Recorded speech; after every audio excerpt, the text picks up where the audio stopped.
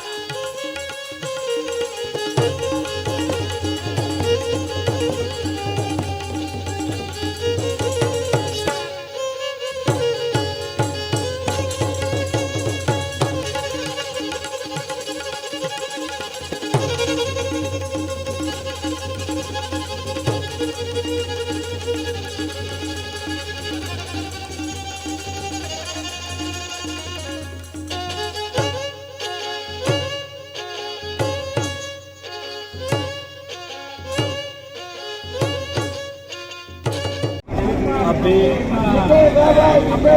पोरबंदर लोकसभा क्षेत्र में मेरा चुनाव प्रचार लास्ट 1 महीने से कर रहा है। जनता के बीच जा रहा है, जनता को व्यक्तिगत रूप में मिल रहा है। भारत सरकार की आयुष्मान भारत योजना, मुफ्त अनाज योजना, प्रधानमंत्री आवास योजना, किसान सम्मान निधि, उसके लाभार्थी को भी मिलता है। ये कहता हूँ कि मैं नहीं करता, मोदी जी की योजना से लाभान्वित हुए लाखों की संख्या में जो लाभार्थी है वो चुनाव लड़ रहे हैं, इसको महसूस कर रहा हूँ। इसलिए लोगों की संतुष्टि मैं चुनाव में देख रहा हूँ। उसके आधार पर मैं कहूँगा लोकसभा से जंगी बहुमती से हम जीतेंगे।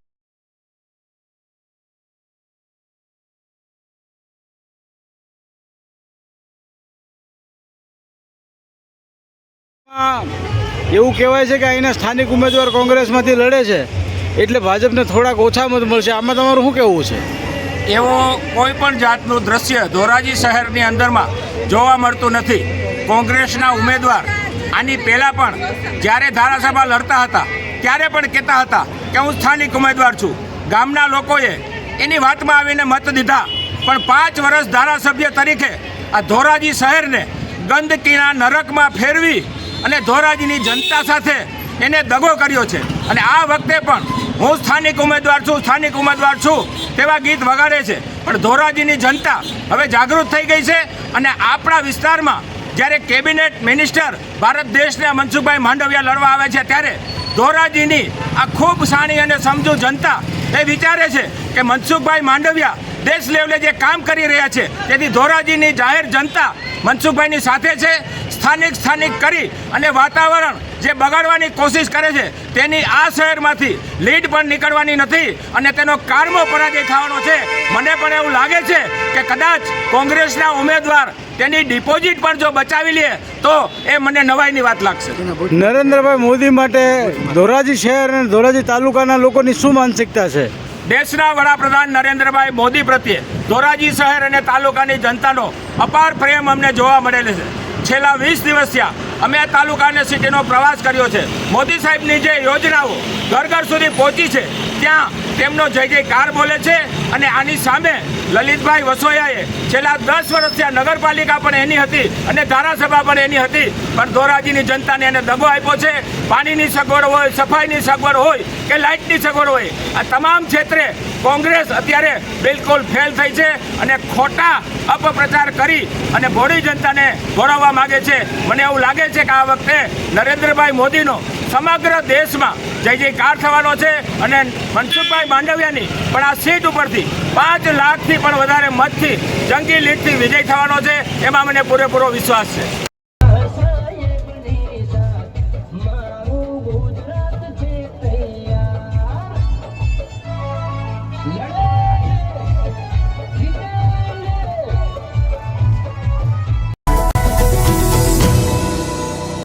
સમાજ માટે સત્ય માટે સત્યપૂર્ણ સમાચાર પ્રસારણ આપના મોબાઈલ પર તરત જ લાઈક કરો, શેર કરો અને સબસ્ક્રાઈબ પણ કરો.